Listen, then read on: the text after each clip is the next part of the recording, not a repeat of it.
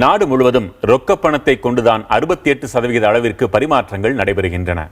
Online எனப்படும் பணமற்ற பரிமாற்றத்தை 32% தான் என்று கூறப்படுகிறது. இந்த பணமற்ற பரிவர்த்தனைகள் என்றால் என்ன, எந்தெந்த முறைகளில் ரொக்க பணம் இல்லாமல் பரிமாற்றங்களை செய்யலாம் என்பதை பார்க்கலாம். நாடு முழுவதும் வங்கிக் கணக்கு வைத்திருப்பவர்களில் 30 முதல் 40% பேர் மட்டுமே பணமில்லா பரிவர்த்தனை செய்கிறார்கள். இந்த பணமில்லா பரிவர்த்தனை காசோலைகள், கேட்பு காசோலைகள் வடிவில் புழக்கத்தில் இருக்கிறது. டெபிட் மற்றும் கிரெடிட் கார்டு எனப்படும் பண அட்டைகளையும் பணமில்லா பரிவர்த்தனைக்கு பயன்படுத்திக் கொள்ளலாம். வங்கிக் கணக்கில் RTGS எனப்படும் ரியல் டைம் கிராஸ் செட்டில்மெண்ட் மூலம் பரிவர்த்தனை செய்யலாம். இதற்கு வரம்பு எதுவும் கிடையாது. NEFT எனப்படும் நேஷனல் எலக்ட்ரானிக் ஃபண்ட் டிரான்ஸ்பர் மூலம் அதிகபட்சம் 2.5 லட்சம் ரூபாய் வரை பண பரிவர்த்தனை செய்யலாம். இன்ஸ்டன்ட் மணி பேமெண்ட் சிஸ்டம் மூலமும் பண பரிவர்த்தனை செய்து கொள்ளலாம். இதற்கும் வரம்பு எதுவும் கிடையாது.